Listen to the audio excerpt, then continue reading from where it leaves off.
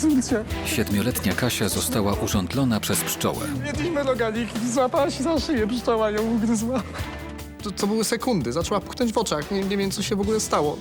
Założyłem się z kolegami, że nie będę... Otyły chłopiec mdleje w szkole. Lekarze podejrzewają cukrzycę. Mama coś ci przywiozła dobrego, trzymaj. Przepraszam, no myślę, że to nie jest dobry pomysł. Matko boska, później sobie zjesz, syneczku, nic się nie martw. Zleciłem badanie krwi, żeby się upewnić, czy to rzeczywiście cukrzyca. Pokaż.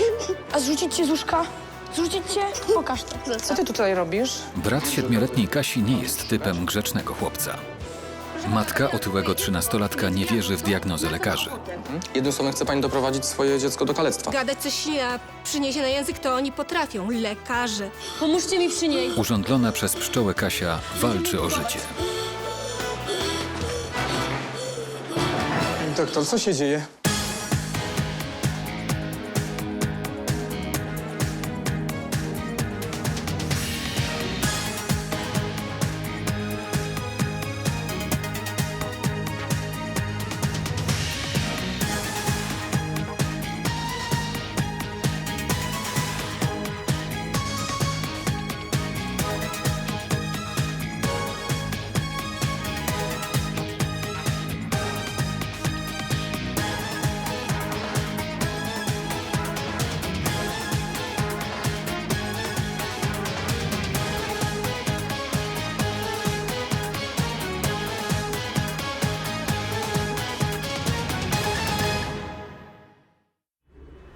Rafał, słuchaj, podejdźmy do recepcji po karty, przynieś. Lekarze szpitalnego oddziału ratunkowego jak zwykle mają dużo pracy. Z pobliskiej szkoły podstawowej pogotowie przywozi 13-letniego Marcina Rachybę. Chłopiec zasłabł w sali gimnastycznej. Transport chłopca na pogotowie zajął niewiele ponad 5 minut. W tym czasie ratownicy medyczni zdążyli wykonać podstawowe badania. Chłopiec zemdlał podczas lekcji wychowania fizycznego. Jego mama, zawiadomiona przez dyrekcję, już jedzie do szpitala. Na razie chłopcu towarzyszy jeden z nauczycieli. Glukoza na glukometrze nieoznaczona, ciśnienie 190 na 100, daliśmy kaptopril. Wygląda na cukrzycę. Oddech, krążenie, saturacja w normie. Doktor Eryk najprawdopodobniej ma rację. Badania wykonane przez ratowników rzeczywiście wskazują na to, że chłopiec ma cukrzycę. Zaraz zmierzymy. I glukoza z krwi. Dobrze.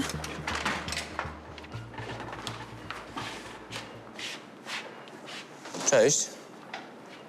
Jestem doktor Eryk, a ty? Marcin, Marcin. A co się stało? Powiesz mi? WF. Nie słyszę. WF. Źle się Daj, kochani, poczułam. rączkę.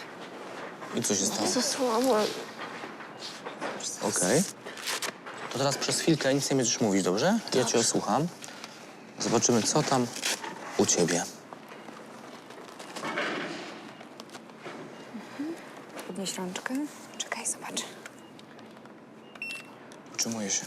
38. Morfologia, gazometria i CRP. Doktor Eryk zauważa, że chłopiec ma nadwagę i jest senny. Musi jednak z nim porozmawiać. Możesz na chwilę usiąść? Dasz radę? Chodź, kochanie, spróbujmy. Chodź, spróbujemy, dobra? Powolutku. Wystarczy, że się podniesiesz. Głowa do góry. Do góry. Daj do góry głowę. Daj główkę. Mocno. Panie doktorze, przepraszam bardzo. Tak? Ten pacjent z zawałem z obserwacji powiedział, że nie przyjmie tych leków, które pan mu zapisał i że pan się w ogóle nie zna i cześć. No tak, najlepsza jest domowa medycyna. No tak. Najlepiej go wypiszmy. Dobra, zaraz tam przyjdę. Jeżeli chodzi o chłopca, zleciłem badanie krwi, żeby się upewnić, czy to rzeczywiście cukrzyca. Chłopiec jest otyły, ma kilka brzydkich zmian skórnych, jest odwodniony, ma rozstępy. To wszystko jak najbardziej pasuje do nieleczonej cukrzycy. Jeżeli moje obawy się potwierdzą, będziemy musieli mu podać insulinę. Jak na razie zleciłem EKG i rentgen klatki piersiowej. Podstawowe badania, które się wykonuje dzieciom przy omdleniach. Nie boisz się? Dobra. Założyć takiego motylka teraz na rękę. Podejrzenie doktora Eryka trzeba potwierdzić badaniami. Chłopiec bardzo się ich boi, ale dzielnie się trzyma. Jego mama, kiedy tylko dowiedziała się o zdarzeniu, natychmiast zwolniła się z pracy. Dojazd do szpitala zajmie jej dłuższą chwilę. To nie jest zbyt dobry pomysł, nawet jeśli się chce zaimponować dziewczynie. Tak? Przepraszam. Nagle pracę lekarzy przerywają dochodzące z korytarza niepokojące krzyki. Ona przestaje oddychać. Co się stało? Proszę mi pomóc, nie oddycha. 7-letnia Kasia przestała oddychać. Zrozpaczony ojciec przyniósł ją do szpitala na rękach. Nie wie, co robić, jest przerażony. Co się stało? Jedliśmy rogalik, złapała się za szyję, pszczoła ją ugryzła. Słyszysz mnie, malutka? Słyszysz mnie? Ile temu to się stało? 10 minut temu. Reakcja organizmu dziewczynki na jad pszczeli jest błyskawiczna. Spanikowany ojciec nie wie, co się dzieje. Nie wiem, piórko jest takie moje kochane, 20 kilo. Ela, 200 mg hydrokortyzonu i pół miligrama klamastyny. Dobrze już? Ona nie umrze, prawda? Na oją z nią, szybko. Zagrożenie życia dziewczynki jest bardzo duże. Trzeba ją natychmiast przewieźć na oddział intensywnej terapii, na którym znajdują się w pełni wyposażone stanowiska reanimacyjne. Ojciec dziewczynki jest przerażony. Już, dobra. To się tak szybko stało. Jedliśmy rogaliki i nagle Kasia krzyknęła. Złapała się za szyję, pszczoła ugryzła ją i nie wiem, to były sekundy. Zaczęła puchnąć w oczach, nie wiem, co się w ogóle stało. Ojciec nie miał racji, dziecko oddycha, ale coraz słabiej. Płynę dożylnie, szybką infuzją. 250 ml w 10 minut. Zostaw rączkę, malutka. Połóż, proszę cię. Doktor Dominika musi zapobiec wstrząsowi, który mógłby doprowadzić do śmierci dziecka.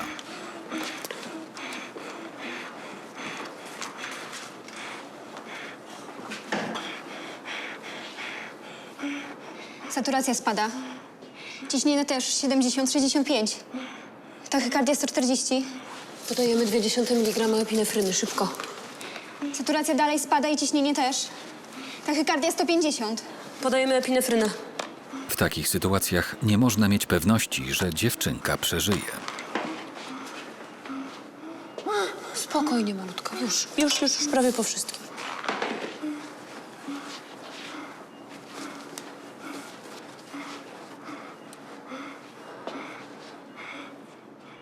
Podałam epinefrynę domięśniowo. No teraz trzeba czekać od 3 do 5 minut. No, dziewczynka bardzo słabo oddycha. Widać, że jest opuchnięta. No, na razie oddycha jednak samodzielnie. Oczywiście w przypadku wstrząsów anafilaktycznych sytuacja może się drastycznie pogorszyć zaledwie w ciągu kilku sekund. No, trzymajmy kciuki. Dobra. Na sali intensywnej terapii trwa walka o uratowanie 7-letniej Kasi. Tymczasem 13-letni pacjent doktora Eryka cierpliwie przechodzi zlecone wcześniej badania. No i jak tam? Odpięte. Jak się masz? Pacjent. Dobrze. Dobrze. Jesteś podpięty teraz do takiej maszyny, do kardiomonitora i ona będzie obserwowała pracę twojego serducha. Później zrobimy ci jeszcze kilka innych badań. Zrobimy ci EKG, rentgena, Pobrać krew? pobierzemy krew. Nie boisz się pobierania krwi? No, raz zemdlałam. Jak pobierali ci krew właśnie? A kiedy to było? No, jak byłem mały.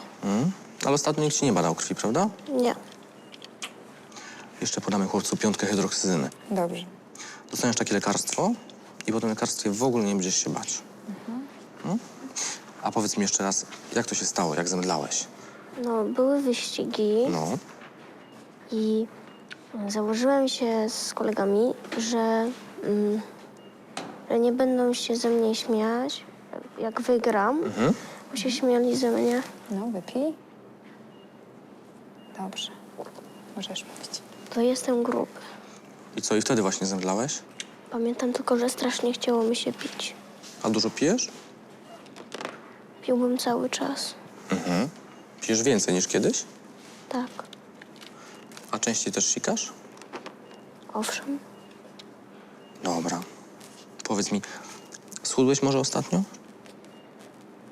Trochę tak. Trochę tak. Nic się nie dzieje. Jest tak, jak podejrzewałem. U chłopca to wszystko wygląda wręcz podręcznikowo. Utrata masy ciała, osłabienie, zwiększone pragnienie, często mocz, zmiany skórne. To jest klasyczny wywiad świeżej cukrzycy. Na oddział przychodzi starszy brat Kasi. A mogę nie poczekać? Co się dzieje? Kasia nie reaguje na leki, jej stan pogarsza się. Nie ma żadnej poprawy. Mama pacjenta doktora Eryka wreszcie przyjeżdża do szpitala. Wiozła do dobrego, trzymaj. Przepraszam, no, myślę, że to nie jest dobry pomysł. Matko Boska. Później sobie zjesz, syneczku, nic się nie martw. Proszę pana, zabieram swoje dziecko. Kobieta zupełnie nie zgadza się z diagnozą lekarzy. Jednym słowem chce pani doprowadzić swoje dziecko do kalectwa. Gadać coś ślina, przyniesie na język, to oni potrafią. Lekarze. Mojemu synowi ukradziono grę. Na oddziale dochodzi do kradzieży. Pomóżcie mi przy niej. 7-letnia Kasia przestaje oddychać. Doktor, co się dzieje? 13-letni chłopiec mdleje w szkole. Lekarze diagnozują u niego cukrzycę. Niech pan zarejestruje chłopaka. Założyłem się z kolegami, że nie będą się ze mnie śmiać, jak to jestem gruby. To jest klasyczny wywiad świeżej cukrzycy. 7-letnia Kasia została urządlona przez pszczołę. Organizm dziewczynki reaguje gwałtownie.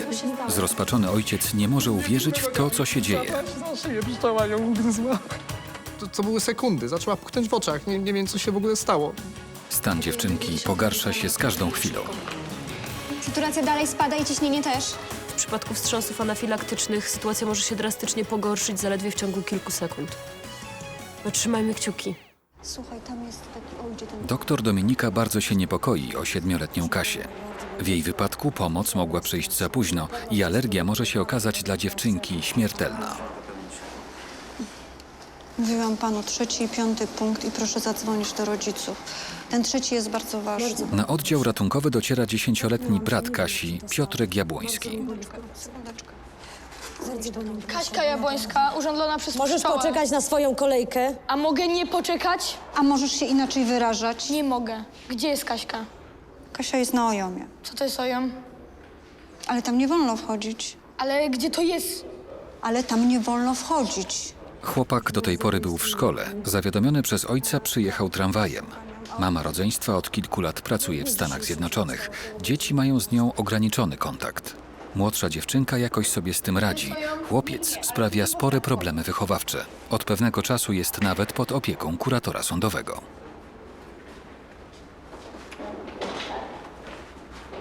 Co jest?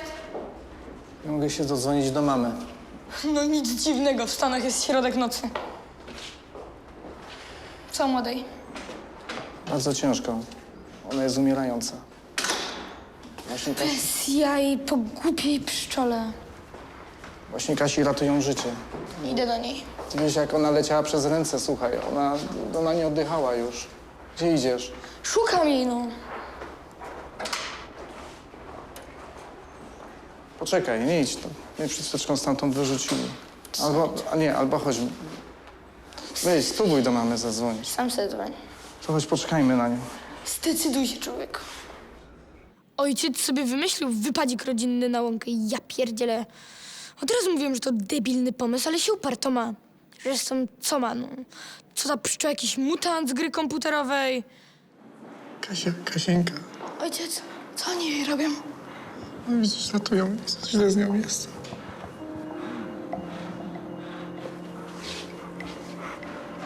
Co się dzieje? Co się dzieje? Proszę mi powiedzieć, co się dzieje?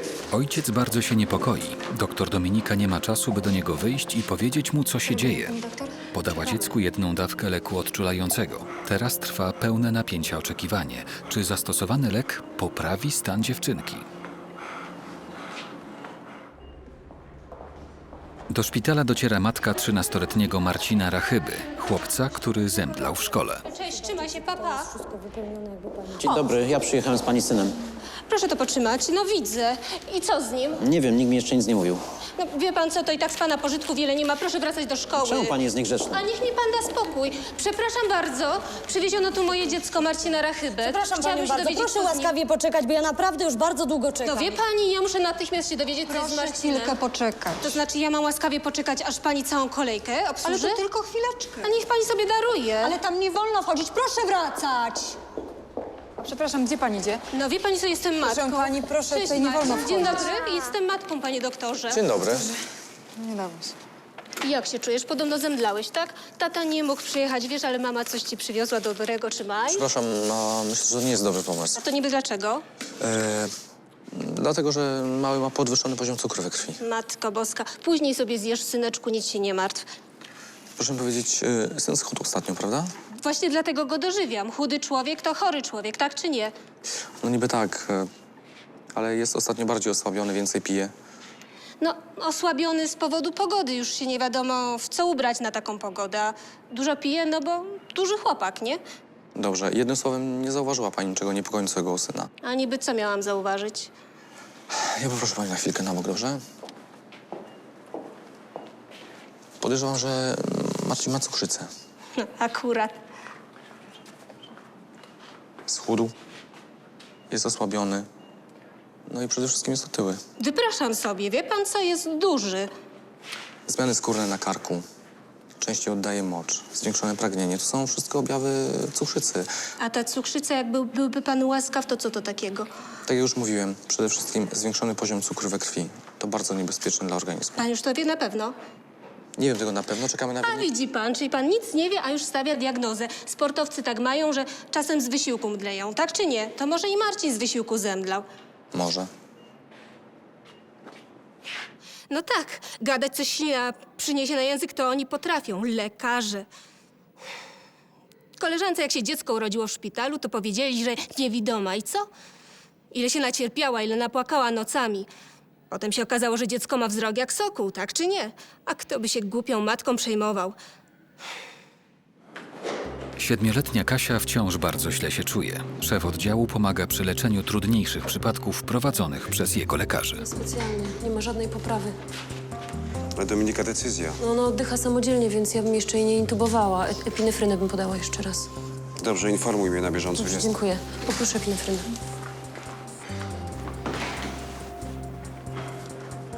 Ojciec i brat dziewczynki cały czas stoją pod drzwiami. Nie mogą nic zrobić, by pomóc. Mogą jedynie czekać. No już, już.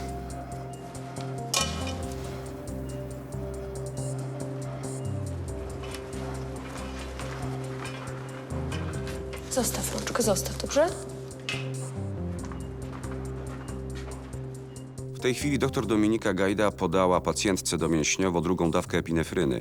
Domięśniowo, gdyż w tym przypadku podanie go dożylnie nie rozprowadziłoby go tak szybko. Dziewczynka oddycha źle. Źle, ale samodzielnie, więc nie ma potrzeby intensywniejszych działań. No ale jak się sytuacja rozwinie, tego nie wiemy. Oczekiwanie trwa już wiele minut. Ojciec dziewczynki, śmiertelnie przerażony, w ogóle nie zauważa upływu czasu. 10-letni Piotrek zaczyna się nudzić. A ty czego tu szukasz? A co? To jest szpital, tu nie wolno wszędzie chodzić. Jak ty się w ogóle odzywasz? Gdzie są rodzice? Czy możesz się w końcu uspokoić? Proszę sobie się usiąść. zaopiekować. Przepraszam bardzo za syna. Usiądź sobie w końcu. Nie. Jak ty się w ogóle Weź, zachowujesz? człowieku, nie chcę ci brzydko powiedzieć, powiem ci tyle. Weź, wyluzuj. Sam wyluzuj.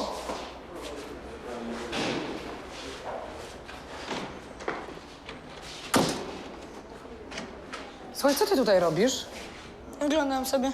No ale tu nie wolno chodzić i trzaskać drzwiami, tu są badani ludzie i mają prawo do intymności. Po co mi zrobisz? Oni goli są? Wiesz co? Nie wolno chodzić i trzaskać drzwiami po całym szpitalu, Przepraszam rozumiesz? panią najmocniej.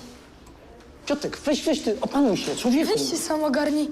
Twoja siostra jest zreanimowana, a ty się jak zachowujesz? Wszystko matce powiem. Myślisz, że nie wiem, że codziennie na mnie kablujesz w mailach? Taki tępy jestem? Weź, wyluzuj. Wyluzuj. Żona jest w Stanach 3. rok. Ma tam świetną pracę. Staramy się. Kontakt jest utrudniony. Maile, telefon. Próbuję się cały czas do niej dodzwonić i nie mogę. No, nie wiedziałem, że Kasia jest uczulona. Nigdy nie była urządzona przez pszczołę. A co pani tu robi? Mama chorego na cukrzycę chłopca za nic ma zasady obowiązujące na oddziale. Kilka razy, że tu są chorzy ludzie i Moje nie wolno dziecko tu tu leży, wchodzić. na pewno jest głodne. Chcesz drożdżówkę? Trzymaj, świeżutkie. Ela, proszę jedz. cię. Co się dzieje? Proszę pani, to nie jest jadalnia. A niby gdzie ma zjeść? Proszę to odłożyć, synowi nie można nic podawać teraz. Przecież nie będziecie mu robić żadnych zabiegów, Proszę nie? pani, lekarz nie pozwolił, to ja nie pozwalam. No już Oddaj mi takie to. wydziwianie, wie pani? Proszę pani, to są ważne sprawy, nie wolno mu teraz podawać jedzenia. Jeżeli lekarz nie pozwolił, ja też nie mogę To pani ja sobie z pozwolić, nim porozmawiam. Gdzie go mogę znaleźć? Tak? W pokoju lekarzy. A gdzie to jest? Proszę pani, wyjdzie pani za drzwi korytarzem w lewo, po lewej stronie są To ja drzwi. sobie z nim porozmawiam. Proszę bardzo. W tym samym czasie brat Kasi, mimo upomnień personelu, chodzi swobodnie po oddziale.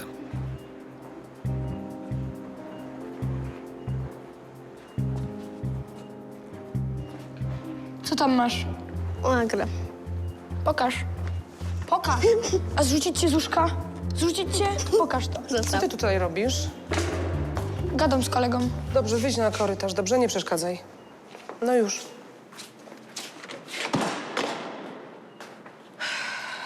Wszystko dobrze? Tak? Dobrze. Oczywiście chłopak mnie bardzo denerwuje. Jest arogancki i cały czas kombinuje, co by tu złego wymyślić. No, historia tej kobiety jest po prostu przerażająca. Jej syn ma podejrzenie cukrzycy. To bardzo poważna choroba, mogąca uszkodzić wiele narządów w organizmie. Wzrok, nerki. No, a matka karmi go batonami. Cukier i chemia. No, fantastyczna dieta dla dziecka. Czy ona nie widzi, że on i tak już ma sporą nadwagę? Doktorze, mam wyniki tego chłopca, Marcina. Matka chłopca, pomimo ostrzeżeń lekarzy, uważa, że wie lepiej, co jest dobre dla jej dziecka. O, tutaj pan jest. Chciałabym z panem poważnie porozmawiać na temat mojego syna. Dobrze się składa, bo właśnie odebraliśmy wyniki badań. I? No i cukrzyca. No, a pan znowu swoje. Proszę panią, Marcin zemdlał w szkole z powodu skrajnie odwodnionego i zakwaszonego organizmu. To są objawy towarzyszące gwałtownie rozwijającej się chorobie. Proszę pana, to jest normalny, zdrowo odżywiający się chłopiec. Normalny tak, ale na pewno niezdrowo odżywiający się. Proszę pana, zabieram stąd mojego syna i wezmę go do Stalowej Woli, gdzie mój wujek jest ordynatorem i będę miała pewność, że badania są przeprowadzone rzetelnie, a nie żeby coś udowodnić. Słucham? A tak, od początku się panu nie podobało, że otyły, a ja uważam to za wysoce niesprawiedliwe i obraźliwe dla mojego syna. Proszę panią, ta rozmowa idzie w złym kierunku. A, proszę pana, zabieram swoje dziecko i będzie jadło to, na co ma ochotę. Jednym słowem chce pani doprowadzić swoje dziecko do kalectwa. Bo? Bo sama cukrzyca już wystarczy. A tutaj mamy na dodatek wysoki cholesterol, nadciśnienie, otyłość. Proszę pani, Marcin powinien czym prędzej przejść na dietę. Powinien zacząć zdrowo się odżywiać i ruszać się. Proszę pana, ja widzę normalne, zadowolone z siebie dziecko grające na komputerze. Gdzie on jest chory? Wydziwianie, do widzenia. Do widzenia. Sytuacja jest nieprzyjemna. Kobieta nie zdaje sobie sprawy z własnej nieodpowiedzialności. Niemniej jest matką.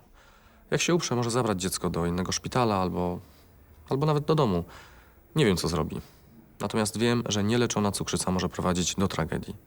Na razie chłopiec jest tutaj i mam zamiar się nim odpowiednio zająć. Ja wiem, że mnie łatwo ocenić, tak? Głupia matka, która pasie dziecko batonikami i jeszcze w dodatku nie rozumie słowa cukrzyca. Ale w tym kraju chyba są jakieś normy. Jeśli batonik jest w sprzedaży, to ma jakieś wapno, minerały. Dawałabym dziecku owoce, ale ich nie cierpi, więc co, ma głodny chodzić? Wolę, żeby zjadł batonika niż nic.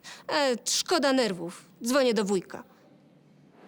Od czasu przyjęcia na oddział syn kobiety przeszedł już badania serca i rentgen klatki piersiowej. Jeśli chodzi o serce, nie ma powodów do niepokoju. Ale w sprawie cukrzycy trzeba reagować natychmiast.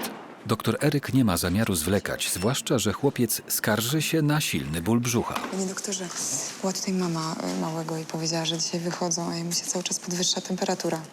Ciekawe. Jak się czujesz? Boli mnie brzuch. Brzuch? Pokaż. Zobaczymy. Czekaj.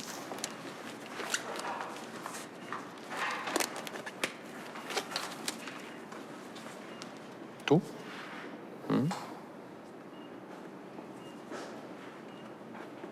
Boli czy nie? Nie. Tutaj boli, tak? Boli. Zostań. No, mama chce wychodzić. Dobrze, musimy dodatkowo zrobić USG. Podamy chłopcu insulinę dożylnie z kontrolą glukozy i jonów. Nie, leż. Szczególnie potas. Dobrze. No i przeciwgorączkowo paracetamol.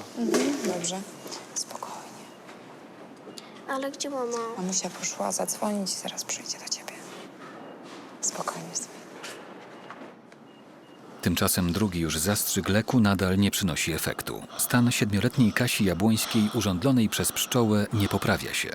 Doktor Dominika bardzo się niepokoi.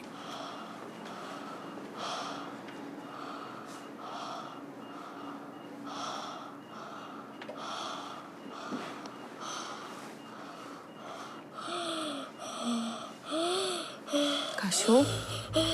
Kasiu, spokojnie, malutka. Weź rączkę, proszę cię. Pomóżcie mi przy niej. Będziemy intubować. Niespodziewanie dziewczynka przestaje samodzielnie oddychać. Doktor, co się dzieje? Może tam wejdę? Proszę pana, nie może pan tam wejść, tam musi być sterylnie. Pani doktor, proszę, za rączkę pana... Proszę pana, naprawdę przykro mi, nic nie możemy zrobić. Intubacja małego dziecka wymaga pomocy drugiego lekarza. W tym przypadku czas ma ogromne znaczenie. Ela? Tak?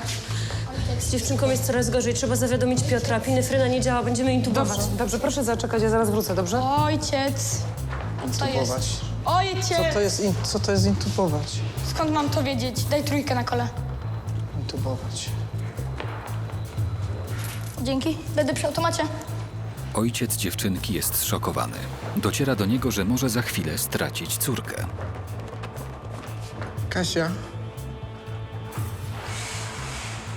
Kasia? Córeczko. Czasu do czasu ktoś mi mówi, co się dzieje, ale właściwie słyszę tylko... Nie ma poprawy, że Kasia nie reaguje na leki. Biegają tam i z powrotem w kółko. A Kasia leży tam biedna sama. Mój aniołek. Co to jest intubowanie?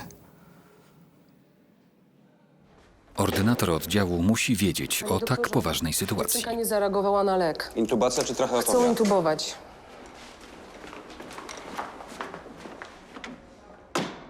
Jeśli dziewczynka nie zareaguje na epinefrynę, będziemy musieli zrobić intubację bądź tracheotomię. Są to zabiegi ratujące życie. W przeciwnym razie dziecko się udusi. Intubacja służy do ratowania życia pacjentów, którzy nie są w stanie samodzielnie oddychać. Polega na wprowadzeniu do tchawicy plastikowej rurki, która podłączona do respiratora dostarcza tlen bezpośrednio do płuc pacjenta. Tymczasem na oddziale matka 13-letniego chłopca z cukrzycą szuka doktora Eryka Wajmana.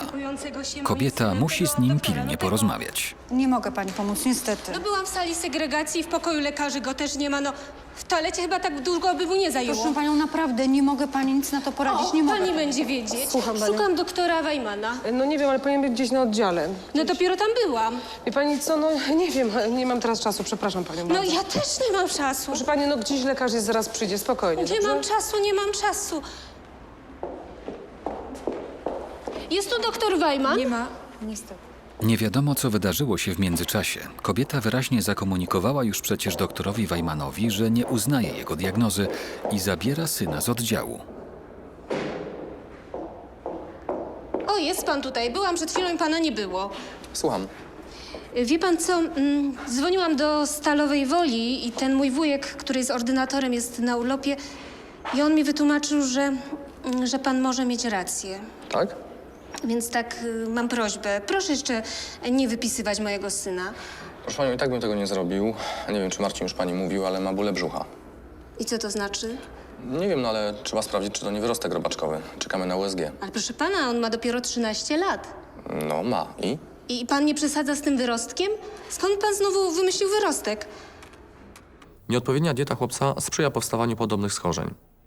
Chłopiec ma 13 lat, natomiast wszystkie te choroby, o których wcześniej wspominałem, podwyższony cholesterol, nadciśnienie, cukrzyca, otyłość, to były choroby, które wcześniej przypisywano ludziom starszym, ludziom otyłym, nieaktywnym fizycznie.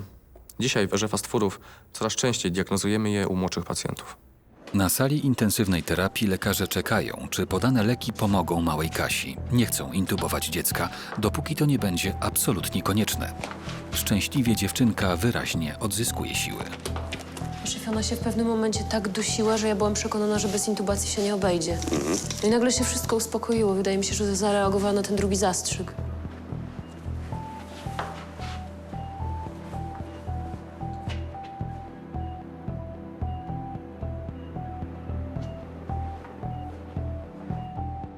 Wydaje się, że drugi zastrzyk zadziałał. Epinefryna przyspiesza czynność serca i rozszerza oskrzela, co ułatwia oddychanie. Ale żeby mieć całkowitą pewność, poczekamy jeszcze chwilę.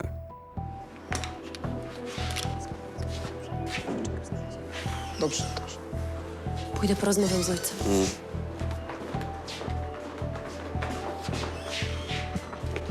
Pani doktor, co z Marcinem? Proszę pana, proszę się uspokoić. Mam dla pana dobre wieści. To intubacja, tak? Tak, proszę pana, obyło się bez intubacji, także wszystko już jest dobrze. Najprawdopodobniej Kasia zareagowała na drugi zastrzyk z epinefryny. No może pan być spokojny. Praca serca się unormowała, córka oddycha samodzielnie. Jesteśmy po kryzysie. Nie wiem, jak pan dziękować. Jeszcze musi pan jej dać oczywiście troszkę czasu, wiadomo. Siostro, proszę zabrać pana i dać coś na uspokojenie, dobrze? Pani doktor, tak bardzo dziękuję. Tak z szczerego serca dziękuję. Nie ma za co, naprawdę, naprawdę. No, pani doktor, a ja wracam do dziecka, pani doktor sobie odpocznie i herbatkę Ależ, wypije. panie doktorze, nie trzeba. Pani doktor nalega. No co mam powiedzieć? Niby wiedziałam, co mam robić, ale naprawdę, jak to wszystko się już skończyło, to ja miałam ochotę się rozpłakać, tak samo jak tata tej dziewczynki. To jest potworne napięcie. Odpowiedzialność za życie takiego małego dziecka. Niemniej wszystko się udało i to jest naprawdę dla mnie bardzo ważne. Gdzie ty tą grę mogłeś dać? Mało mam problemów w tym szpitalu i jeszcze mam szukać gry, to już w ogóle przechodzi ludzkie pojęcie. Przepraszam, nie widziała pani gry mojego dziecka? A pani? Przykro mi, taka nie czarna, widziałam. elektroniczna. Pani nie widziałam. Nikt nic nie wie. Przepraszam, taka czarna, elektroniczna gra zginęła. Widziała ją pani może? Nie widziałam. Skaranie boskie, w tym szpitalu nikt nic nie wie. Od czego one są?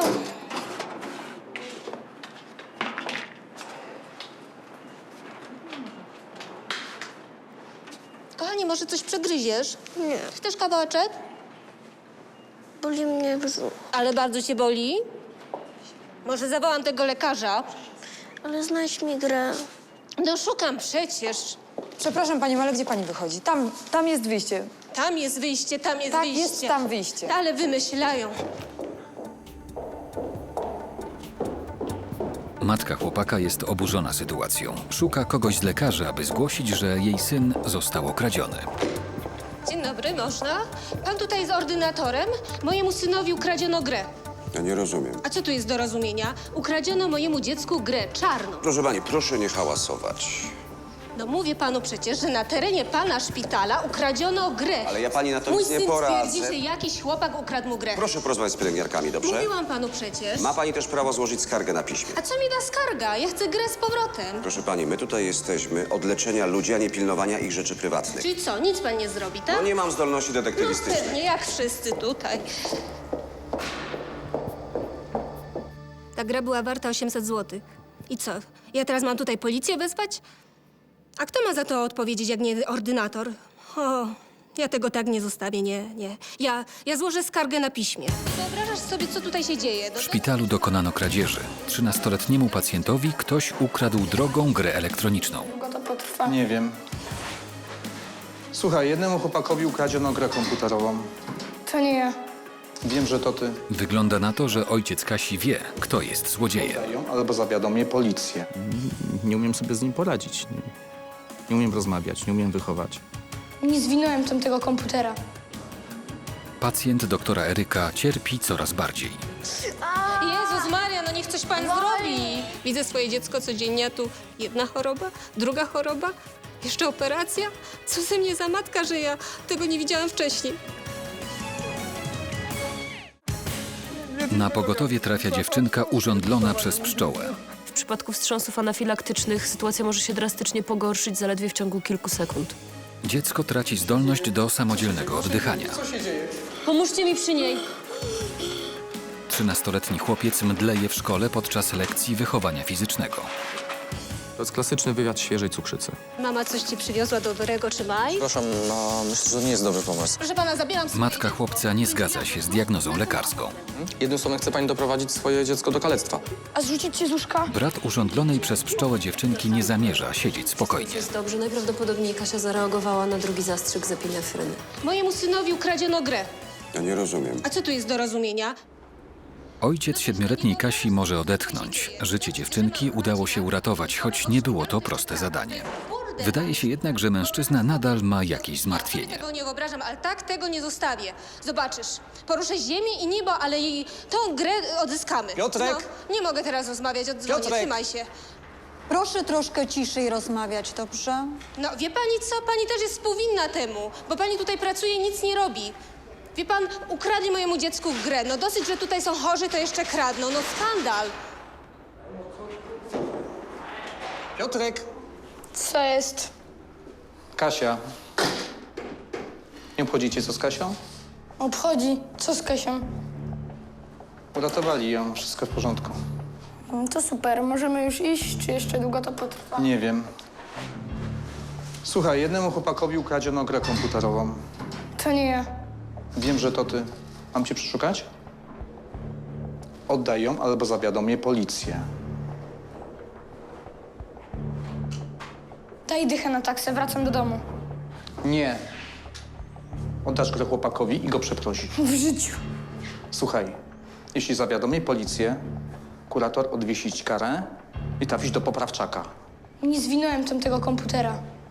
Obydwaj wiemy, że go zwinąłeś. Masz to oddać. Oczywiście, że ukradł tamten komputer.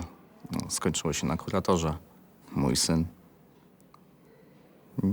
Nie umiem sobie z nim poradzić. Nie umiem rozmawiać, nie umiem wychować. Ma rację. Oszczędzałem początkowo żonie wiadomości, informacji.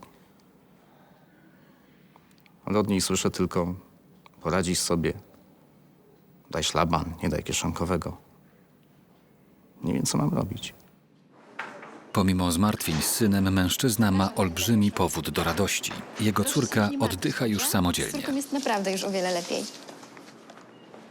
Kasia, Tatuś. Kasienka. Cześć, młoda. Cześć. Gra.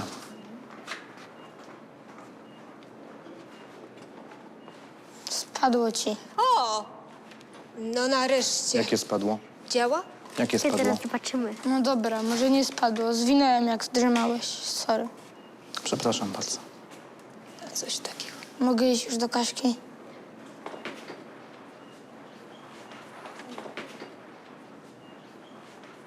Żeś się młoda wywinęła numery.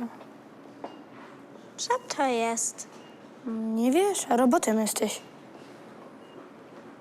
Cały czas tutaj czekałaś? Tak. Kasieńka, będzie okej. Wszystko dobrze. Chwilę później dr Eryk Wajman przeprowadza USG jamy brzusznej 13-letniego Marcina.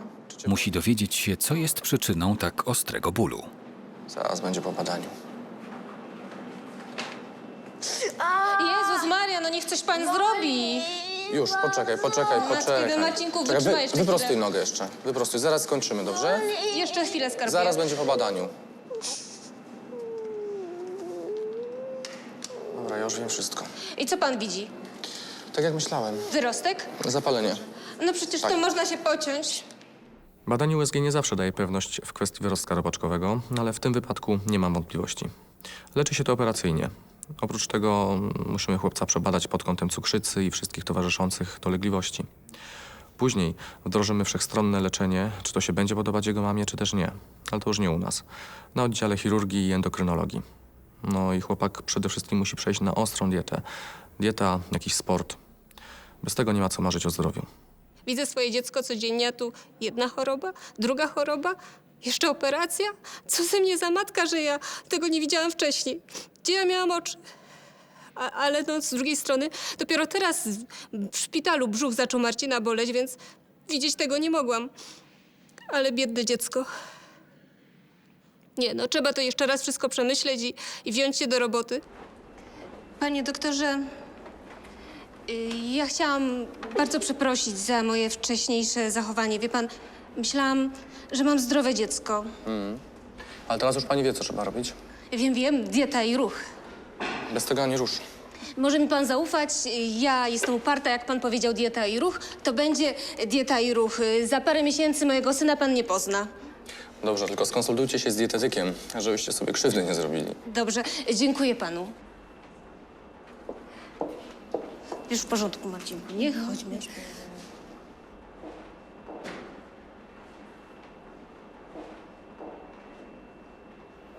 Dzień dobry, dzień dobry. Cześć, Marcinku. Marcin Rachyba po operacji usunięcia wyrostka robaczkowego został przeniesiony na oddział endokrynologii dziecięcej, gdzie zostanie poddany szczegółowym badaniom cukrzycowym. Świeżych jabłuszek.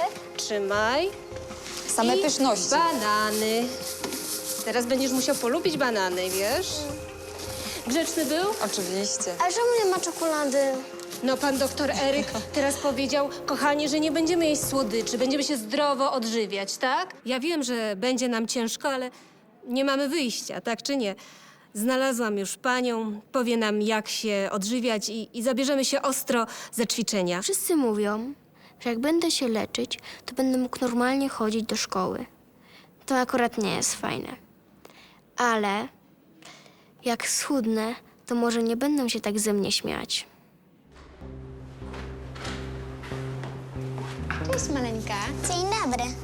Kasia Jabłońska będzie musiała przejść proces odczulania, a jej bliscy przeszkolenie, by umieć podać lekarstwo odczulające w razie podobnych wydarzeń. W tej chwili dziewczynka czuje się bardzo dobrze. Patrz, pszczoła leci. Dziumpum. Chodź, córcia, idziemy. Do widzenia. Do domu. Pa, pa. Poinstruują nas, co mamy robić, jak reagować w takich sytuacjach. Na łąkę już nie pójdę w życiu. Mogę stracić córkę. Do szpitala trafia 6-latka, która będąc pod opieką babci wypiła żrący płyn. Takie nieszczęście. No tak płakała. Widać, że ją strasznie bolało. Co ma ze mną robiła do nędzy? Miesiąc temu rozwalona głowa, teraz szpital. Nie umie mama dziecka przypilnować? Niedopilnowana dziewczynka już nigdy nie wróci do pełnego zdrowia. Ty wlał do tej butelki. Czekaj, co ty robisz? Dzwoni po karetkę. Doktor Michał bada koleżankę po imprezie z okazji rocznicy matury. Kobieta dostała ataku boleści po nocy spędzonej ze szkolną miłością. Są jakieś blizny. Czy panią tu boli? Boli, tak? Trochę narzekała, że ją żołądek boli, ale dobrze się bawiła i nic nie wskazywało na ten cały koszmar. Kochanek jest zmuszony powiadomić męża kobiety. Jak się zachowa zdradzony mężczyzna? Ale nie zachowujmy się jak lica liści. Zatrzyma się u mnie. Spałeś z moją żoną.